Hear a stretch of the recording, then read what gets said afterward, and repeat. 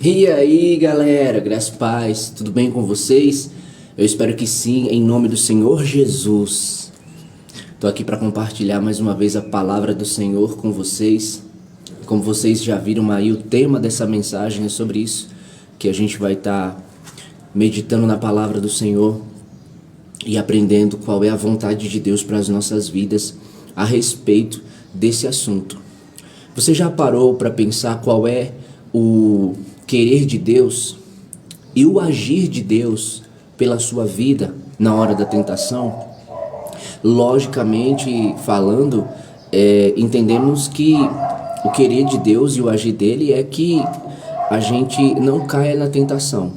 Mas se você prestar atenção bem no título, nesse tema da mensagem a qual a gente vai estar meditando a palavra do Senhor, a palavra não se refere a nós prontamente, ou seja, diretamente ao nosso agir, ao nosso querer, mas sim ao agir de Deus e ao querer de Deus para as nossas vidas, pelas nossas vidas no momento da tentação. E a palavra do Senhor, ela vem nos ensinar muito a respeito desse assunto, e a gente vai estar agora meditando. E como eu saudei a você com a graça e a paz do Senhor, né? E que você esteja em nome de Jesus bem. Eu não sei como é que você está hoje, eu não sei como é que está a sua vida ultimamente, eu não sei como está a sua mente, eu não sei como está o seu coração, como está a sua alma, mas eu declaro em nome de Jesus uma libertação sobre a sua vida. Eu declaro em nome de Jesus alegria sobre a sua vida, eu declaro paz sobre a sua vida. Em nome de Jesus, eu declaro toda a esperança de Deus no seu coração e na sua mente. Este vazio que tenta sucumbir você, tenta engolir você, tenta te reprimir, te oprimir, em nome de Jesus, está repreendido da sua vida. Porque a palavra do Senhor fala que o nome do Senhor Jesus é o nome sobre todo nome, e que nesse nome há poder, que no nome de Jesus, quando nós oramos ao Senhor e nós pedimos, a palavra do Senhor fala que nós recebemos. E eu creio em nome de Jesus na graça do Senhor sobre as nossas vidas a cada dia. Eu creio na graça do Senhor e na misericórdia do Senhor sobre a sua vida nesse momento. Não importa qual seja o seu sentimento, qual seja o seu pensamento, até mesmo o comportamento, mas a sua fé no amor do Senhor pela sua vida, a sua fé na graça do Senhor pela sua vida, a sua fé na palavra que Ele decreta, que Ele determina, que Ele lança sobre a sua vida, para que através desse aceitar a palavra, desse acolher a palavra, desse receber a palavra, você tenha os frutos, ou seja, o resultado da obediência à palavra de Deus. Porque se Deus diz que você pode, porque tudo posso naquele que me fortalece. Deus é o nosso pastor que não deixa que nada nos falte. Deus é aquele que nos ensina o caminho, que vai conosco por este caminho, nos orientando e nos guiando, pois Ele é o próprio caminho. O Senhor, Ele é o alvo de nossa vida, Ele é o alvo de nossa fé. O Senhor, Ele é a consumação de todas as coisas pelas quais Ele fez para que nós fôssemos nele libertos, ou seja, transformados, resgatados, para que possamos fazer a sua vontade, para que possamos viver o seu querer. E na palavra de hoje, nós vamos estar aprendendo sobre esse querer de Deus para as nossas vidas, sobre esse ponto da tentação. Então, primeiramente, vamos lá para 1 Coríntios, capítulo de número 10, versículo de número 12. Na verdade, de número 13, a palavra do Senhor diz assim: Não sobreveio a vocês tentação que não fosse comum aos homens, e Deus é fiel. Ele não permitirá que vocês sejam tentados além do que podem suportar, mas, quando forem tentados, Ele mesmo providenciará um escape para que o possam suportar. A palavra do Senhor, ela nos diz que não há nenhuma tentação que vem sobre nossas vidas que não seja comum aos homens, ou seja, que não seja humana, que não seja aqui dessa carne. E por que não vem uma outra tentação que não seja fora da humanidade. A gente vai entender já já por que não vem. Na palavra do Senhor, Jesus mesmo nos ensina. E aqui o versículo 13, ele diz assim: não sobreveio a vocês tentação que não fosse comum aos homens, ou seja, da carne. E aí ele continua dizendo: e Deus é fiel. Você já parou para meditar na fidelidade de Deus? A palavra do Senhor, ela nos diz lá em Timóteo, se eu não me engano é na primeira carta ou é na segunda carta. Eu vou até abrir aqui para compartilhar com os irmãos.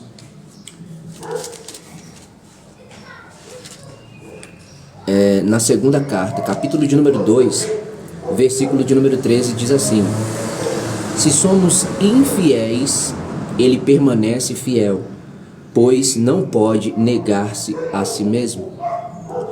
Se formos para Hebreus no capítulo 10, versículo de número 23, diz assim: apeguemo-nos com firmeza à esperança que professamos, pois aquele que prometeu é fiel. E também se a gente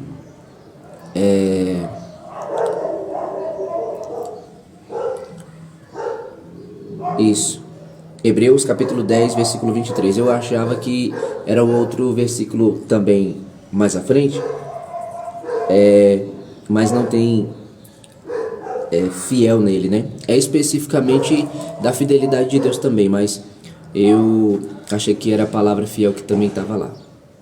Então esses dois versículos que eu acabei de ler, tanto de 2 Timóteo capítulo 2 como de Hebreus capítulo 10, a palavra do Senhor diz lá em 2 Timóteo 2,13 que eu e você somos infiéis e agimos de uma forma infiel, mas mesmo que a gente seja infiel, o Senhor, ele permanece fiel, pois ele não pode negar a si mesmo. E a outra palavra foi de Hebreus capítulo 10, versículo 23, que nos orienta, nos exorta para que nós nos apeguemos com firmeza à fé que professamos, pois aquele que prometeu é fiel. Então você já parou para meditar na fidelidade de Deus? Esses dois versículos são apenas alguns dos exemplos das diversas palavras que nós temos nas Escrituras Sagradas, que nós encontramos falando sobre a fidelidade do Senhor, desde o princípio até agora.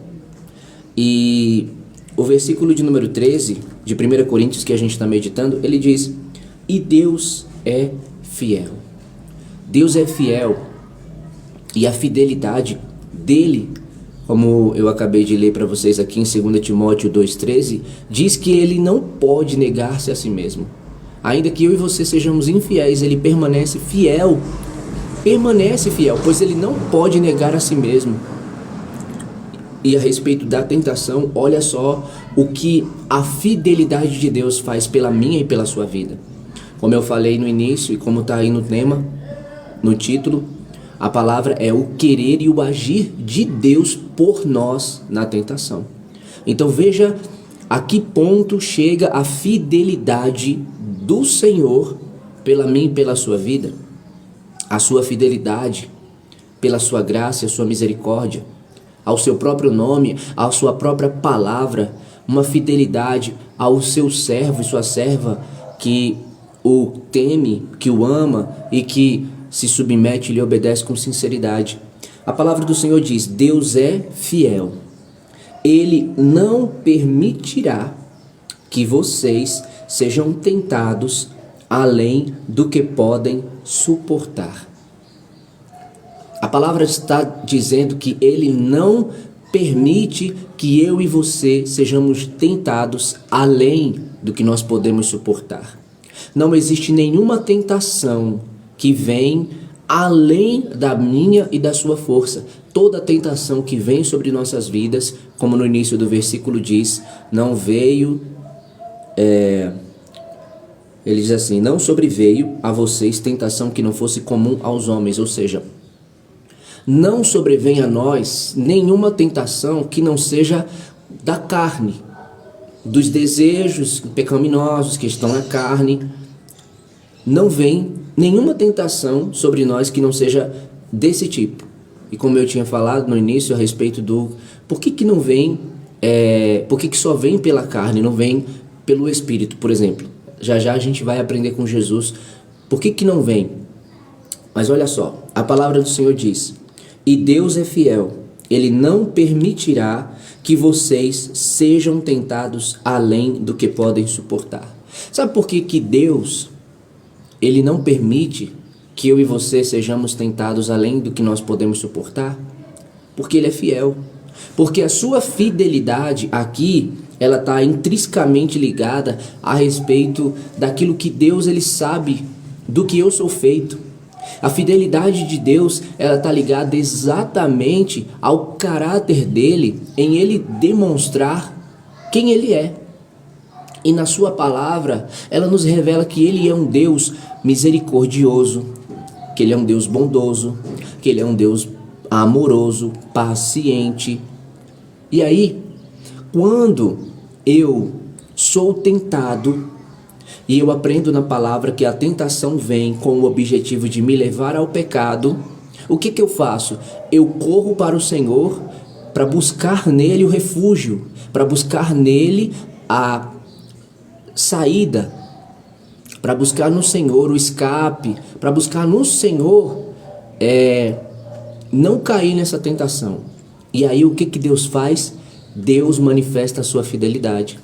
A fidelidade do Senhor para com aquele que o está buscando naquele momento. Porque aquela pessoa está o buscando para não cair na tentação, pedindo pela misericórdia, pedindo pelo amor, pedindo pela bondade, pedindo pela graça dele sobre ela.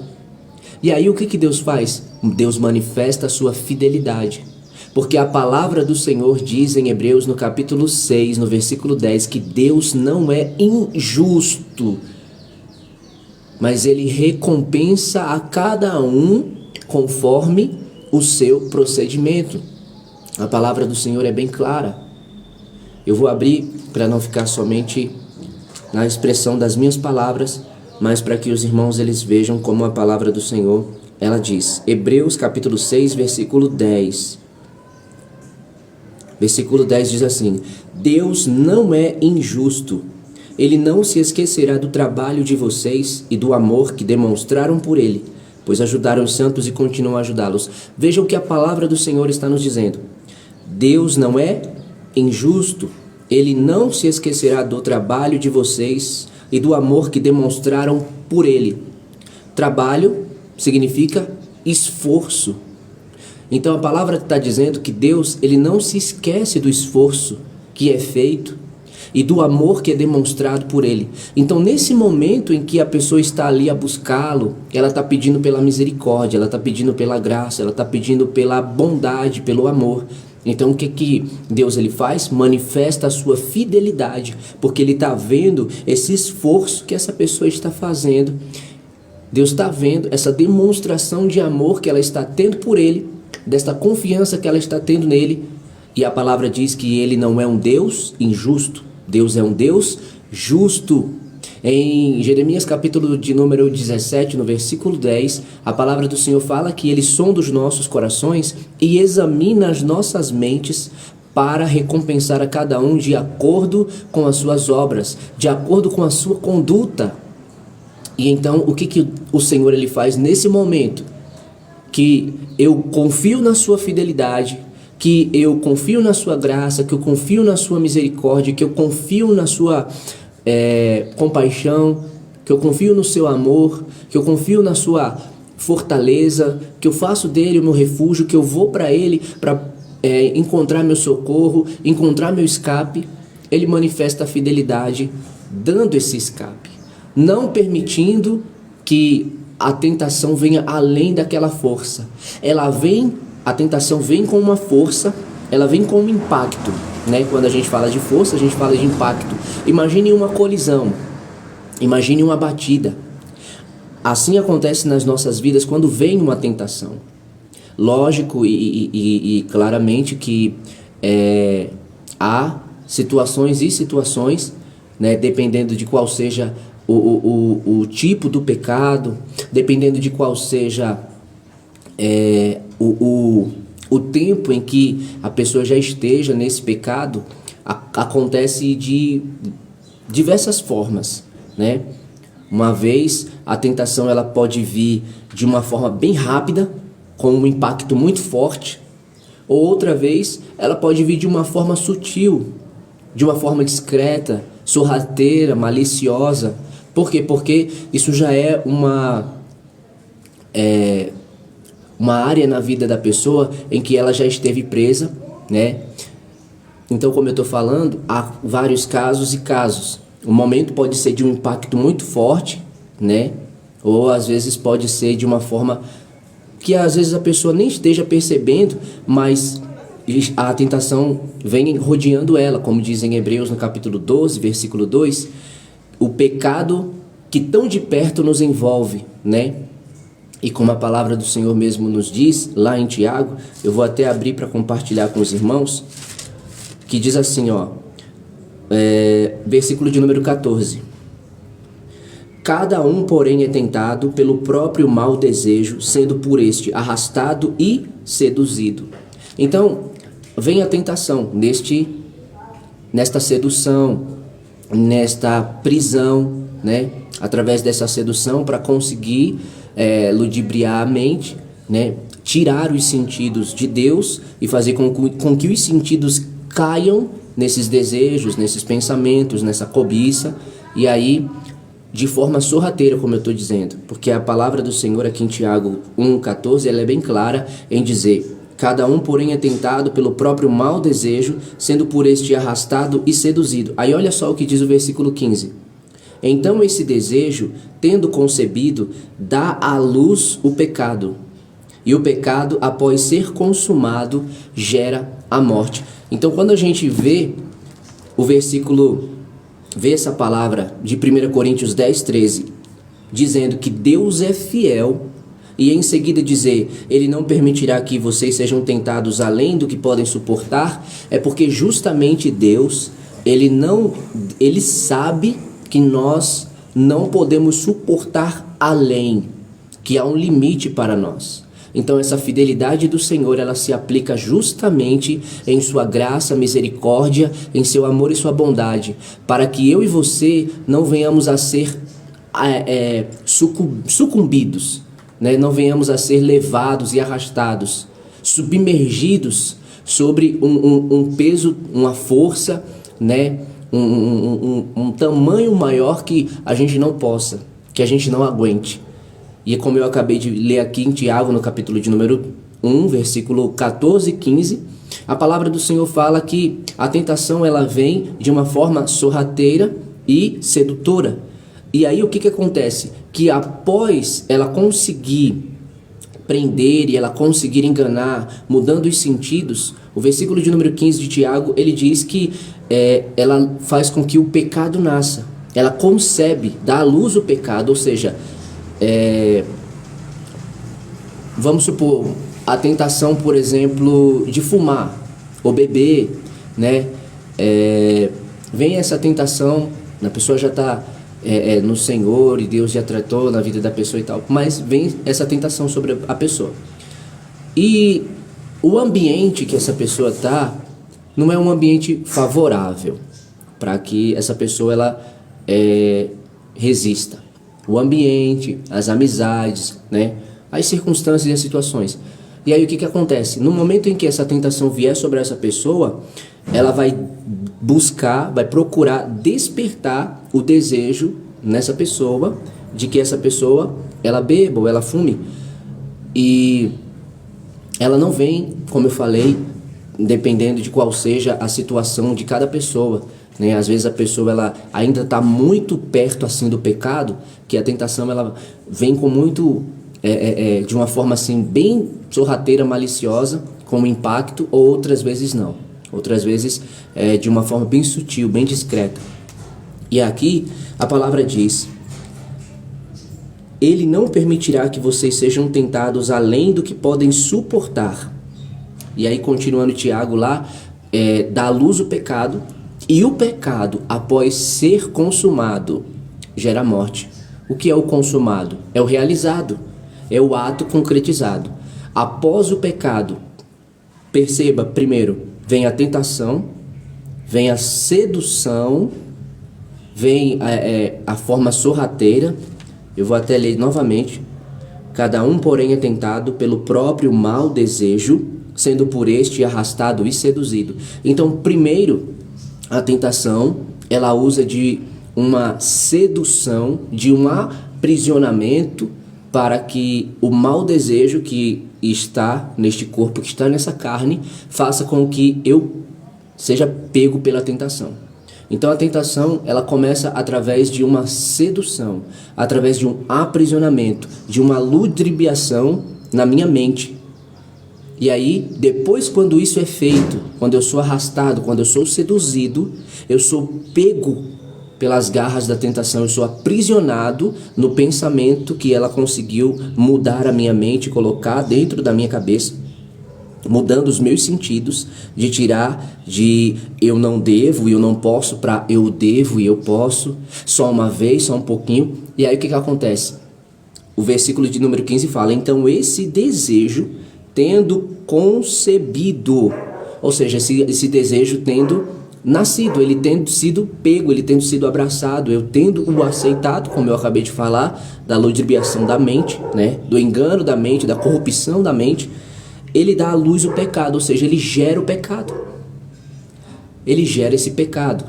Ou seja, o que é o pecado? O pecado é a desobediência da vontade de Deus. O pecado é a rebelião contra Deus. E aí eu dou à luz o pecado. O desejo em mim dá à luz o pecado. E o que o pecado ele me faz fazer? Desobedecer a Deus. Mas aqui, de acordo com Tiago, a palavra do Senhor fala que após ser consumado, ele gera a morte. Eu me lembro agora daquela palavra que Deus falou para Caim, no momento em que Caim ele ficou furioso, que o seu rosto se transtornou, e Deus disse para ele: se você fizer o que é certo, não é verdade que será aceito? Mas se você não fizer, veja, o pecado está à sua porta, ele quer dominá-lo, ele quer conquistá-lo, mas você deve dominá-lo, ou seja, você deve resisti-lo, você deve vencê-lo.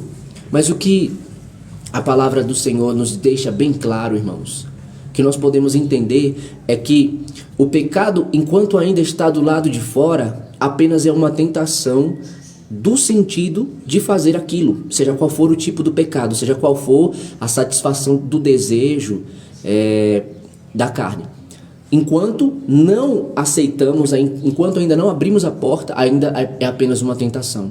Apenas está somente naquele desejo que fica queimando, que fica ali, nos inclinando para realizá-lo, para fazê-lo. Mas a partir do momento em que nós aceitamos esse pecado, então ele entra, e é como diz a palavra do Senhor. Então esse desejo, tendo concebido, dá à luz o pecado, e o pecado, após ser consumado, gera a morte. Agora eu quero deixar bem claro o que a palavra do Senhor ela está dizendo, para que não fique nenhuma dúvida para os irmãos, porque primeiro é a tentação, através de um aprisionamento e uma sedução na mente, através de uma corrupção na mente para ludibriar e mudar os sentidos. Depois o levar, depois que foi aceita essa tentação, que os sentidos foram mudados, levar ao pecado. Ou seja, agora você já não está mais diante da tentação apenas. Você já caiu na tentação. Você já aceitou a tentação como algo normal e natural, de que pode, de que só uma vez, seja como for que Satanás ele venha com a tentação, as mentiras que ele vai usar, você caiu.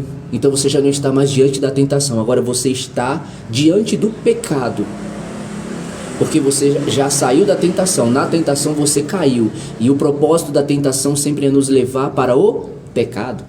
Então você agora está no pecado, e aí a palavra do Senhor fala que o pecado, após ser consumado, após ser realizado, gera a morte. No momento em que Adão e Eva estavam no jardim do Éden, eles receberam uma ordem de Deus, um mandamento de Deus, para que não comessem, porque no dia em que eles comessem, eles morreriam. Mas nós vemos na palavra do Senhor que no momento em que eles comeram, eles não morreram. A palavra do Senhor diz que no momento em que eles comem, os seus olhos se abrem. Então, aonde está a morte que Deus disse que no momento em que eles comessem, aconteceria com eles? A palavra do Senhor, irmãos, ela nos diz que o pecado gera morte. Tanto aqui em Tiago, capítulo de número 1, versículo 15, como também em Romanos, capítulo 6, versículo 23. São duas palavras bem conhecidas, mas dentre todas as palavras, irmãos, todas as palavras das Escrituras Sagradas, sempre nós vamos ver Deus apontar para o pecado como o causador da minha e da sua morte. Que morte? Uma morte, primeiramente, espiritual. É como o vale de ossos secos, quando a palavra do Senhor diz lá em Ezequiel 37, que só eram esqueletos. Era um lugar que representava morte. E como a palavra do Senhor ela vai nos dando ao entender ali, quando o Senhor ele vai dizendo, profetiza, filho do homem. E até o final daquele capítulo a gente vai ver que Deus estava mostrando para o seu profeta a morte espiritual em que o povo se encontrava por causa dos seus pecados. E dentre todas as outras, mas também existe uma morte literal que o pecado ele gera nas nossas vidas. Porque no momento em que Deus falou para Caim, para que Caim ele resistisse, ele vencesse o pecado, o que foi que esse pecado que enquanto estava do lado de fora não havia o dominado, mas depois que entrou, que o dominou, o levou a fazer? Matar. Porque é isso que o pecado ele faz. O pecado ele gera uma morte espiritual e ele gera também uma morte física. Mas a pior morte de todas, irmãos, não é a morte espiritual enquanto você ainda tem a vida, o fôlego. Não é uma morte física da sua matéria, do seu corpo, mas é a condenação. É a condenação. Porque a palavra do Senhor nos diz que Cristo, ele veio e morreu pelo meu e o seu pecado. Para quê? Para nos dar uma vida e uma vida em abundância, para nos dar uma vida livre, completamente livre do pecado. Se, pois, o Filho vos libertar, verdadeiramente sereis livres. Jesus diz no versículo 34, quem peca é escravo do pecado. Lá em Romanos capítulo 6, também no versículo de número 15, a palavra do Senhor vem nos fazer uma pergunta: será que vocês não sabem que para quem vocês se submetem, se sujeitam para obedecer, desses vocês são escravos, escravo do pecado que leva à morte, ou da justiça, ou da obediência à justiça, ou da justiça que leva à santidade, como vai dizendo mais para frente nos versículos. Então, a palavra do Senhor, ela nos diz aqui, em Hebreus capítulo 10, versículo 13, na segunda parte: Ele não permitirá que vocês sejam tentados além do que podem suportar. E agora eu quero fazer uma pergunta para você.